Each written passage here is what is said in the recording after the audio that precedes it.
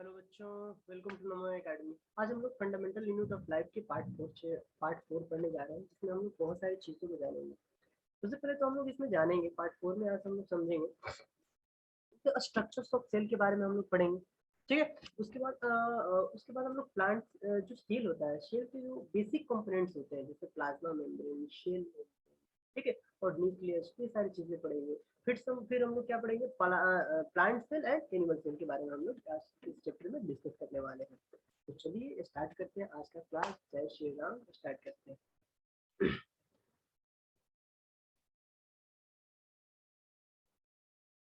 तो study plan तो हम लोगों ने सब लोग जान ही लिया था कि स्टडी प्लान क्या है। हम लोग नमो अकेडमी है, और हम लोग क्या कर रहे हैं, 3 टीचर एडवांटेज दे रहे हैं। जो ट्यूटर होते हैं वो आपको घर पे जाके पढ़ाते हैं, मंडे टू वेडनेसडे और वेडनेसडे टू सैटरडे। ठीक है। उसके बाद हम लोग संडे को टेस्ट लेते हैं। ठीक है। और हमारी जो फी थी, पहले जो हमारा फी था नमो अकेडमी का 5000 था, लेकिन इसको चेंज करके 500 चेंज करके क्या कर दिया गया, 4500 पर मंथ। सिर्फ 4500 पर मंथ। ठीक है। और फाउंडेशन बैच का अभी कोई पैसा नहीं लिया जा रहा, फाउंडेशन बैच टोटली फ्री है। क्लियर है।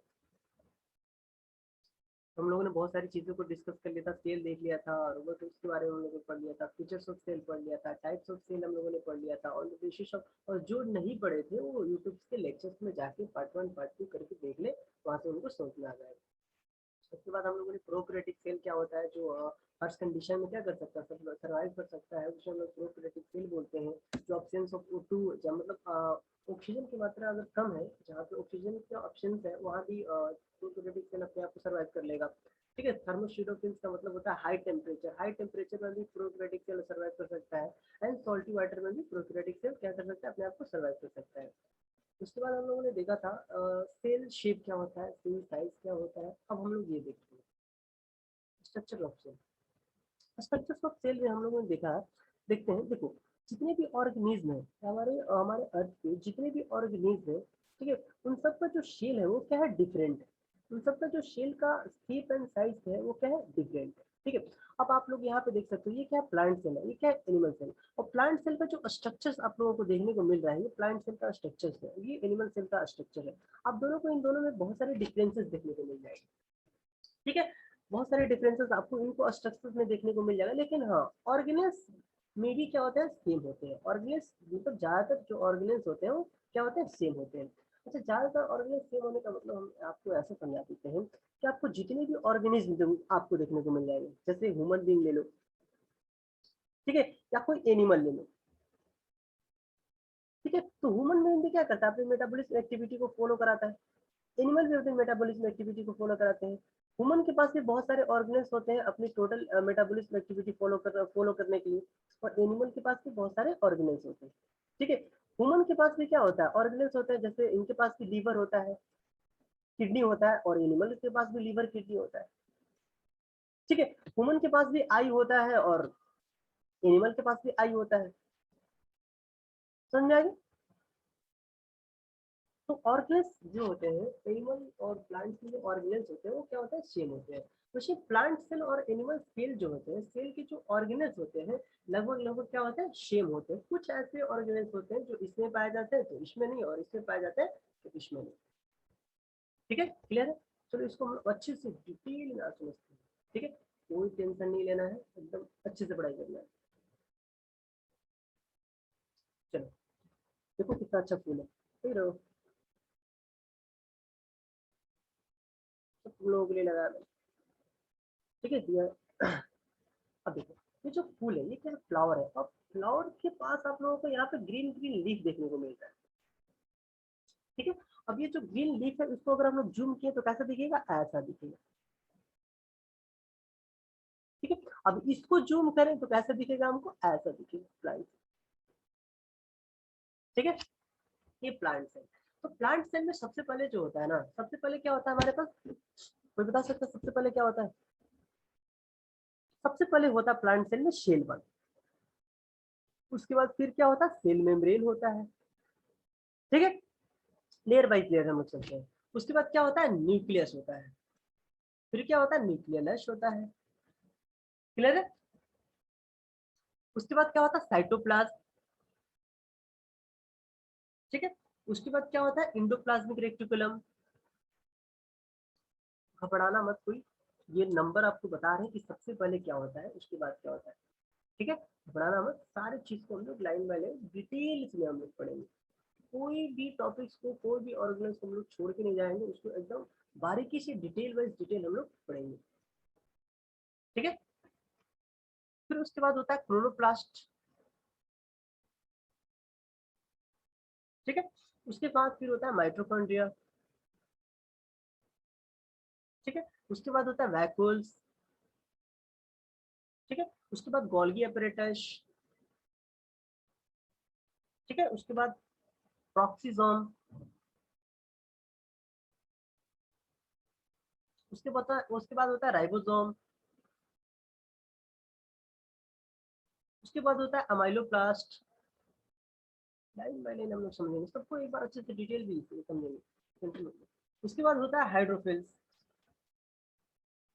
हाइड्रोफिल्स जो होता है वो सेल मेम्ब्रेन की में होता है हाइड्रोफिल्स, ठीक है। तो यही होते हैं हमारे टोटल सेल। तो ये नंबरिंग वाइज आप लोग याद कर लेना, ठीक है। अभी आप लोगों को ये नंबरिंग वाइज याद कर लेना है कि सबसे पहले प्लांट जो सेल होता है, सेल में कौन कौन से ऑर्गेनेल्स होते हैं और उनके अकॉर्डिंग टू फंक्शन उनको कैसे कैटेगराइज में बांटा गया है। तो सबसे पहले क्या होता है सेल, सेल वाल होता है। सेल वाल जो होता है ये प्रोटेक्ट कर रहा है, ये जो आप लोगों को देखने को मिल रहा है, तो जो प्रोटेक्टिंग लेयर आपको देखने को मिल रहा है इसी को हम लोग क्या बोलते हैं सेल वाल बोलते हैं। फिर उसके अंदर एक और लेयर होता है जिसको हम लोग क्या बोलते हैं सेल मेम्ब्रेन होता है। फिर उसके अंदर एक लेयर होता है जिसको हम लोग क्या बोलते हैं साइटोप्लाज्म होता है। क्लियर है, ठीक है। साइटोप्लाज्म होता है, ठीक है। ये सारी नंबरिंग है वो आपको देख लो, ठीक है। उसके बाद हम लोग आगे चलते हैं, तो इसको अच्छे से डिटेल में और समझाते हैं।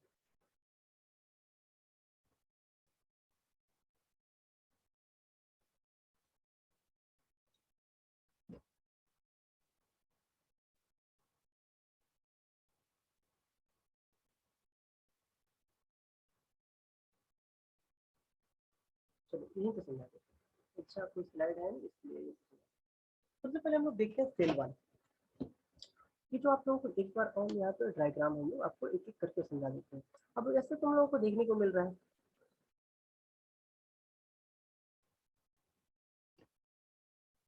ये जो आपका प्रोटेक्टिंग लेयर है ना, सबसे पहले ये आपको प्रोटेक्टिंग जो लेयर देखने को मिल रहा है इसी को हम लोग क्या बोलते हैं सेल वाल बोलते हैं, ठीक है।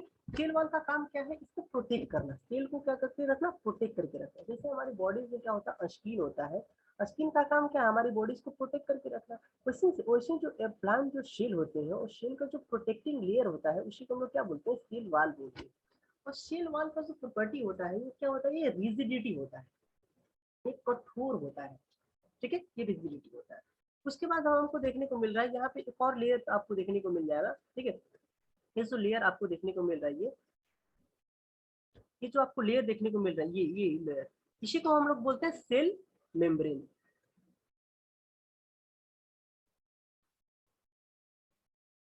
ठीक है। सेल मेम्ब्रेन को हम लोग क्या बोलते हैं प्लाज्मा मेम्ब्रेन भी बोलते हैं। सेल मेम्ब्रेन को हम लोग क्या बोलते हैं प्लाज्मा मेम्ब्रेन बोलते हैं। सेल मेम्ब्रेन का बेसिक फंक्शन ये है कि इसका काम है ट्रांसपोर्ट कराना।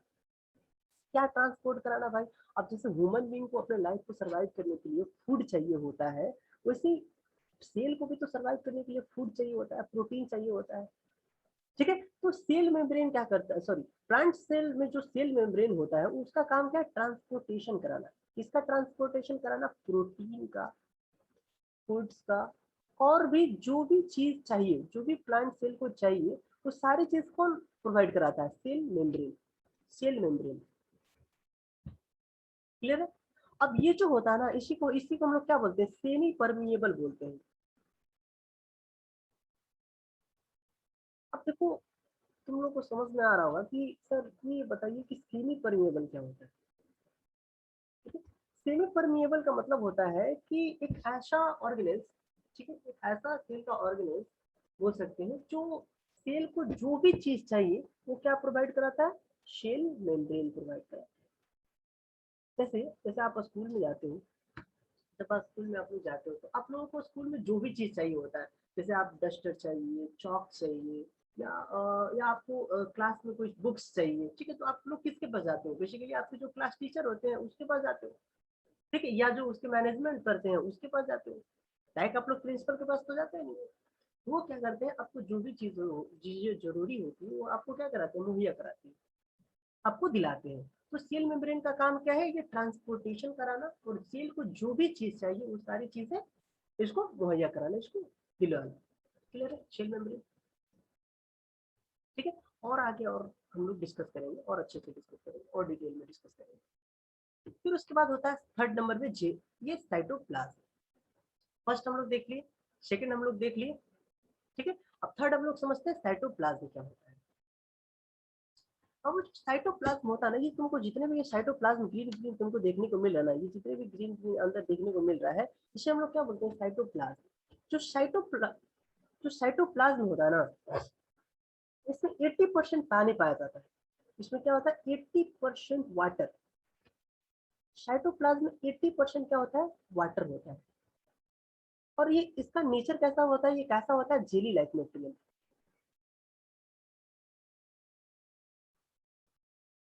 अब समझिए ये जेली लाइक मटेरियल क्यों होता है। ठीक है, अब देखो जितने भी आप तुमको ऑर्गेन्स तुमको देखने को मिल रहा है, ये हो गया प्रोक्सिजोम, ये होगा क्रोलोप्लास्ट, इन सबको क्या करके रखता है, एक स्पेस प्रोवाइड कराता है, इनको क्या करके रखता है, फिक्स करके रखता है अपनी जगह। क्लियर? जैसे हमारे हैंड्स के जो भी हैंड में जितनी भी उंगलियां हैं ना, फिंगर्स है, और फिंगर को आप जहाँ भी ज्वाइंट है वहां पे क्या पाया जाता है, लिगामेंट, लिगामेंट पाया जाता है, ताकि वो क्या हो, फ्लेक्सिबल हो, मूवमेंट हो। वैसे इसमें जो जेली लाइक फ्लूइड पाया जाता है, जो साइटोप्लाज्म इसको बोलते हैं, उसका काम क्या है, जितने भी ऑर्गेन्स हो क्या हो, फ्लेक्सिबल, मूवमेंट हो। ठीक है, आपस में क्या हो, आपस में क्या हो, वो टकराए नहीं। ठीक है, उसे हम लोग क्या बोलते हैं, साइटोप्लाज्म बोलते हैं। क्लियर है? ठीक है। अब आप लोगों को कोई पूछ देगा क्वेश्चन में कि सर, सेल में जितने भी ऑर्गेनेल्स होते हैं, सेल में जितने भी ऑर्गेनेल्स होते हैं, क्या सारे ऑर्गेनेल्स साइटोप्लाज्म के अंदर होते हैं? तो आप लोग बोलिएगा नो। क्यों नहीं? क्योंकि यहाँ पे आपको एक मेम्ब्रेन आपको देखने को मिल रहा है, न्यूक्लियस मेम्ब्रेन, और इसके अंदर क्या है, न्यूक्लियस।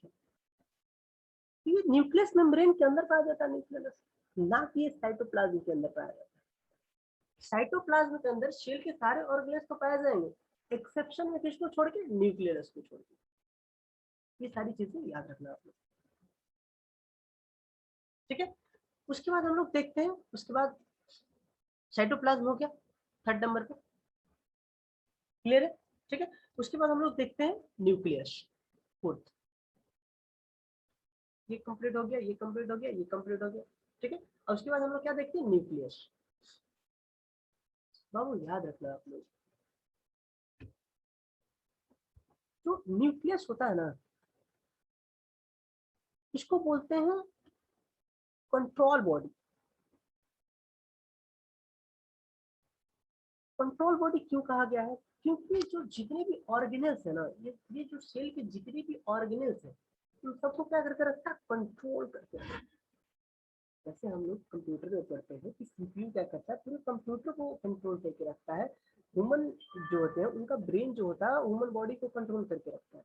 वैसे जो न्यूक्लियस है वो पूरे शेल के ऑर्गेनल्स को, पूरे शेल को क्या करके रखता है, कंट्रोल करके रखता है। क्लियर है? तो इसको हम लोग कंट्रोल बॉडी बोलते हैं। क्लियर है? उसके बाद न्यूक्लियस के अंदर क्या पाया जाता है, न्यूक्लियस। ठीक है, और न्यूक्लियस में क्या होता है, न्यूक्लियस क्या कंटेन करता है, डीएनए कंटेन करता है।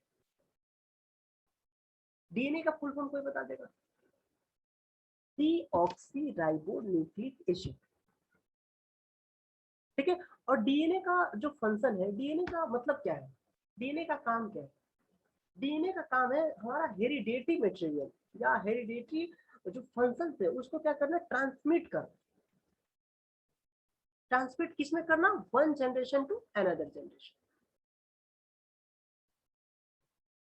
क्लियर है? और ये जो डीएनए होता है वो कहाँ प्रेजेंट होता है, न्यूक्लियस। क्लियर है यहाँ तक? उसके बाद हम लोग समझते हैं इंडोप्लाज्मिक रेटिकुलम। ये हो गया न्यूक्लियस, हम लोग पढ़ लिए, साइटोप्लाज्म पढ़ लिए, सेल वॉल देख लिए, सेल मेम्ब्रेन देख लिए। उसके बाद हम लोग देखते हैं इंडोप्लाज्मिक रेटिकुलम। इंडोप्लाज्मिक रेटिकुलम को किसे कहते हैं? इंडोप्लाज्मिक क्या करता है बाबू, याद रहना, ये प्रोटीन को सिंथेसाइज करता है, प्रोटीन सिंथेसाइज। अब एक बात बताओ, ये भी तो एक ऑर्गेनेल्स है, सेल भी तो एक ऑर्गेनेल्स है। अब इसको भी तो अपने लाइफ को जीने के लिए प्रोटीन चाहिए होगा, ठीक है, इसको भी अपने लाइफ को जीने के लिए प्रोटीन तो चाहिए होगा, फूड तो चाहिए होगा। तो ये प्रोटीन जो सिंथेसाइज करता है उससे हम लोग क्या बोलते हैं? Endoplasmic reticulum. अब देखो, इंडोप्लाज्मिक रेटिकुलम दो टाइप्स के होते हैं, एक होता है रफ इंडोप्लाज्मिक रेटिकुलम, एक होता है स्मूथ इंडोप्लाज्मिक रेटिकुलम। जो रफ इंडोप्लाज्मिक रेटिकुलम होता है ना, इसमें क्या होता है, तो कोई बता सकता है? इसमें राइबोसोम्स क्या होते हैं? राइबोसोम्स क्या होते हैं? अब्सेंट होते हैं। और इसमें राइबोसोम्स क्या होते हैं? प्रेजेंट होते हैं।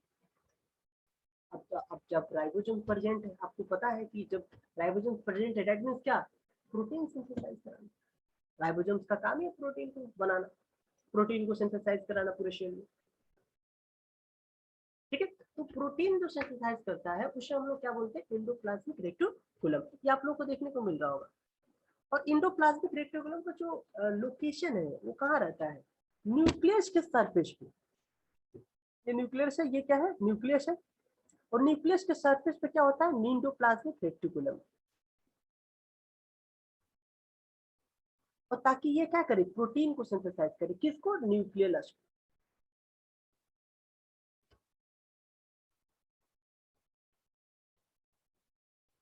क्लियर है?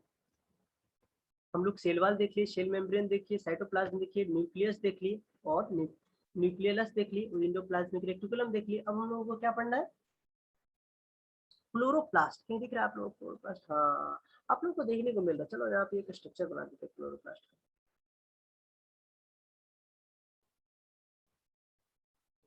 ये है क्लोरोप्लास्ट,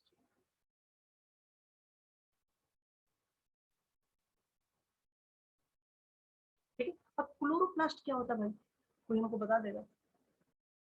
अब जैसे आप लोगों को पता है, अब एक बात और याद रखना, जो क्लोरोप्लास्ट होता है ना, वो सिर्फ प्लांट्स में पाए जाते हैं, ओनली फॉर प्लांट्स, ना कि एनिमल में।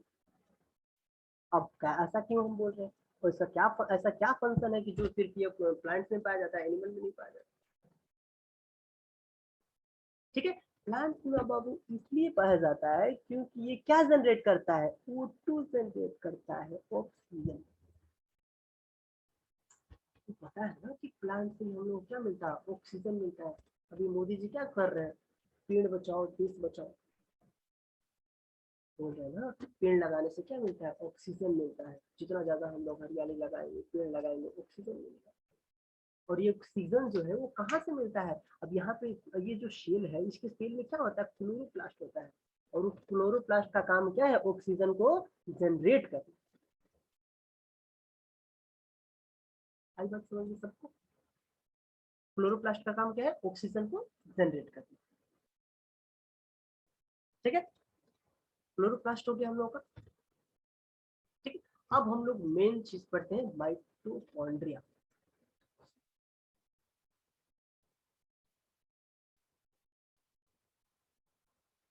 अब हमको बताओ कि माइटोकॉन्ड्रिया को हम लोग बोलते हैं power house of the cell. और क्यों बोलते हैं ये भी हम बता रहे हैं।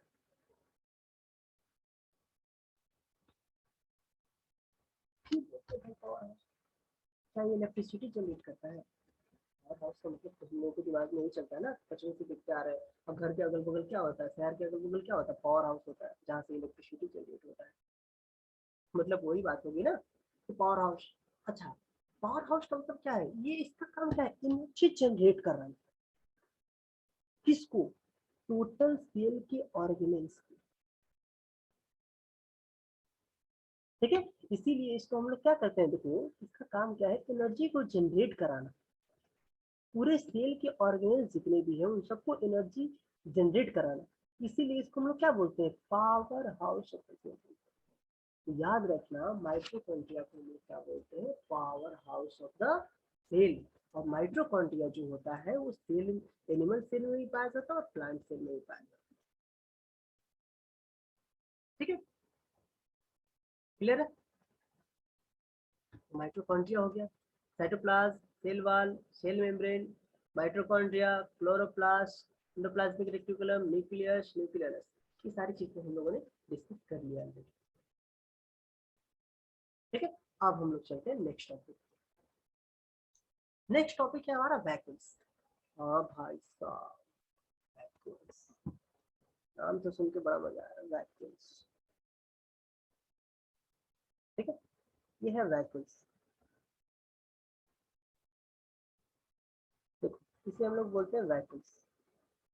ये वैक्यूल्स किसके बोला जाता है ना, या वैक्यूल्स इसका काम क्या याद रखना। वैक्यूल्स होता है, ये बैग लाइक स्ट्रक्चर होता है।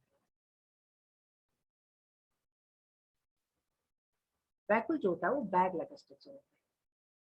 ठीक है, और ये जो वैक्यूल होता है, सेल में अगर कोई अब क्वेश्चन पूछ देगा, सेल में ऐसा कौन सा ऐसा ऑर्गेनेल है जो सबसे ज्यादा स्पेस रिक्वायर करता है, सबसे ज्यादा जगह छेड़ता है, तो याद रखना वैक्यूल। अब देखो जी, सबसे ज्यादा अगर स्पेस रिक्वायर करता है तो इसका अलग फंक्शन भी होगा, अलग काम भी होगा, कुछ अपने जितने बड़ा इसका है शेप है उतना ज्यादा इसका काम भी होगा। ठीक है, तो इसका मेन काम क्या है, क्योंकि मोटा ताजा है ना, तो इसका मेन काम क्या है बाबू, फूड को स्टोर करना, स्टोर ऑफ, भोजन को क्या करके रखना, स्टोर करके रखना। अब जैसे प्लांट, प्लांट का जो शेल है, ठीक है, अगर प्लांट अगर भोजन बनाएगा, शेल अगर उससे प्रोटीन ले रहा है, भोजन ले रहा है सेल मेम्ब्रेन की मदद से, तो कहीं ना कहीं तो ये क्या करेगा, अपने आप को स्टोर करके रखेगा ना। ठीक है, तो वैक्यूम क्या करता है, फूड को स्टोर करता है। ठीक है, क्लियर है, वैक्यूम आप लोगों को क्लियर हो गया, वेरी गुड। अब हम लोग वैक्यूल्स के बाद हम लोग चलते हैं गोल्गी एपरेटस। अब जैसे आप लोग को यहाँ पे ऐसे देखने को मिल रहा है, ऐसे आपको देखने को मिल रहा है, इसे हम लोग क्या बोलते हैं बाबू, गोल्गी एपरेटस। अब देखो, जैसे आपको पता है कि ये जो हमारा पार्ट है, जो वैक्यूल्स है, वो क्या काम करता है बाबू, इसका काम है फूड को स्टोर करना। अब ये जो फूड को स्टोर करेगा, तो कोई तो ऐसा ऑर्गेनेल्स होगा जिसका काम होगा फूड को क्या करना, पैकेजिंग कर देगा। तो प्लांट सेल में जो फूड पैकेजिंग का काम करता है, उस ऑर्गेनेल को हम लोग क्या बोलते हैं, गोल्गी एपरेटस। याद रखा, उसको हम लोग क्या बोलते हैं, गोल्गी एपरेटस या गोल्गी बॉडी।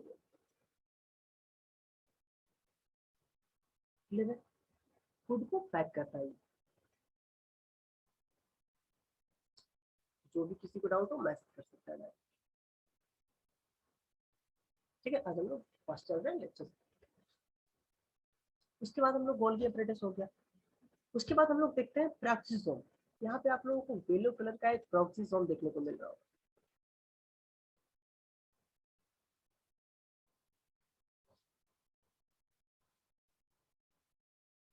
ये क्या है, प्रॉक्सिसोम।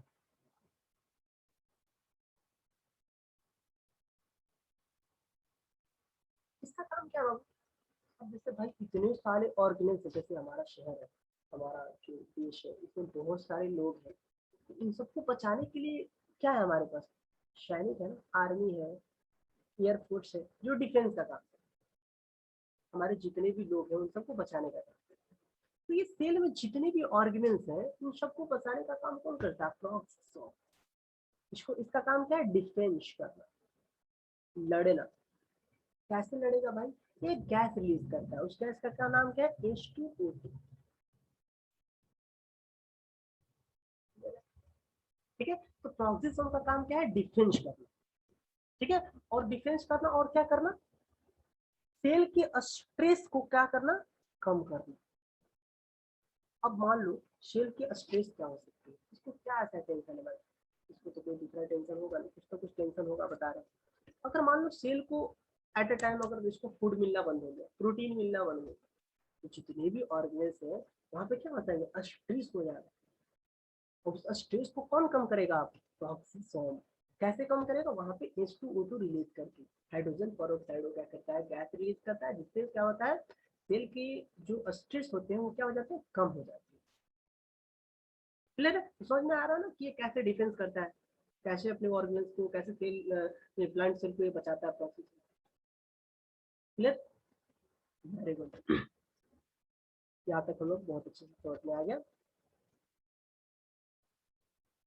भाई तुम लोग एक गलत काम करो, सब्सक्राइब नहीं कर रहे, हर क्लासेस को लाइक तो करो अच्छे से, ठीक है, और टाइम मिले तो सब्सक्राइब कर दो, लाइक भी कर दो, ठीक है, और दोस्तों में शेयर भी कर दो। उसके बाद हम लोग देखते हैं इंडोप्लाज्मिक रेटिकुलम हो गया, क्लोरोप्लास्ट हो गया, वैक्यूल हो गया, माइटोकॉन्ड्रिया हो गया, सेल वॉल हो गया, प्रोक्सिसोम हो गया। अब हमारे पास दो ही चीज बचा है, एक बचा है राइबोसोम, एक होता है अमाइलोप्लास्ट, अमाइलोप्लास्ट, ठीक है। अब हम लोग देखते हैं राइबोसोम्स क्या होते हैं, ठीक है। जो राइबोसोम्स होता है ना बाबू, आप लोगों को पहले ही हम बता दिए इंडोप्लाज्मिक रेटिकुलम में इसका काम क्या है, प्रोटीन को सिंथेसाइज कराना, प्रोटीन सिंथेसाइज, याद रखना, ठीक है। प्रोटीन को क्या करना, सिंथेसाइज करना, इसका काम। और नेक्स्ट है बाबू अमाइलोप्लास्ट।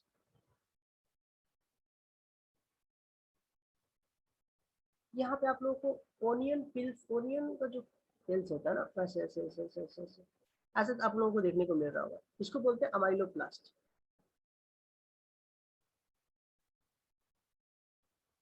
ठीक है।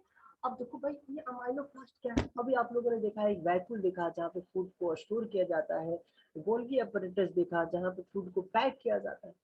तो अमाइलोप्लास्ट का काम क्या है, सब तो काम हो गया। तो अमाइलोप्लास्ट का भी काम क्या है, वो स्टोर करना, किसको स्टोर करना, फूड, एक से भले दो, क्लियर है। ये सारी चीजें हम लोगों ने आज डिस्कस किया, ठीक है। अगर आप लोगों को किसी को भी आप लोगों को डाउट हो इस चीज में, ठीक है, तो क्या कर सकते हैं, पूछ सकते हैं,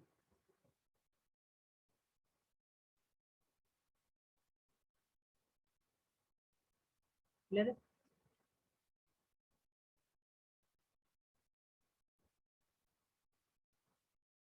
तो ठीक है, आज हम लोगों ने प्लांट सेल पढ़ा, प्लांट सेल के उसके ऑर्गेनेज के बारे में पढ़ा, ठीक है। एक बार हम सबको रिकवरी करा देते हैं, ठीक है, सबको रिकवरी करा देते हैं, सब लोग एक बार सुन लो।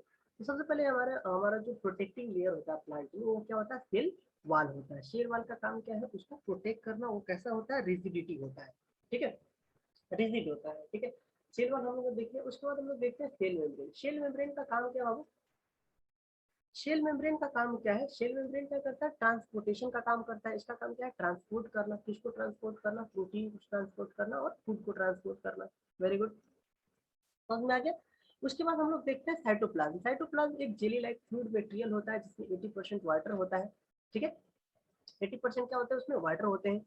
और उसका काम क्या है, वो जितने भी ऑर्गेनल्स हैं उनको क्या करके रखना, फिक्स, एक प्लेस पे फिक्स करके रखना, ठीक है।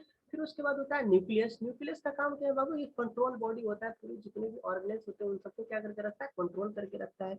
उसके अंदर क्या होता है, न्यूक्लियस होता है, न्यूक्लियस होता है। न्यूक्लियस के अंदर क्या होता है, डीएनए स्टोर होता है, डीएनए डीऑक्सीराइबोन्यूक्लिक एसिड। इसका काम क्या है, हेरिडेटरी मटेरियल को क्या करना, हेरिडेटरी मटेरियल को क्या करना, इसको ट्रांसमिट करना। किसमें ट्रांसमिट करना, one generation to another generation, ठीक है। उसके बाद होता है स्मूथ, उसके बाद होता है एंडोप्लाज्मिक रेटिकुलम। एंडोप्लाज्मिक रेटिकुलम का काम क्या है, सिंथेसाइज करना। किसको सिंथेसाइज करना, प्रोटीन को सिंथेसाइज करना। एंडोप्लाज्मिक रेटिकुलम दो टाइप्स के होते हैं, एक होता है रफ, एक होता है स्मूथ, ठीक है। रफ एंडोप्लाज्मिक रेटिकुलम में क्या होता है, राइबोसोम्स प्रेजेंट होते हैं, और स्मूथ में क्या होते हैं, राइबोसोम्स एब्सेंट होते हैं, क्लियर है। उसके बाद हम लोग देखते हैं क्लोरोप्लास्ट। क्लोरोप्लास्ट का काम क्या है, ऑक्सीजन को जनरेट करना प्लांट से, ठीक है।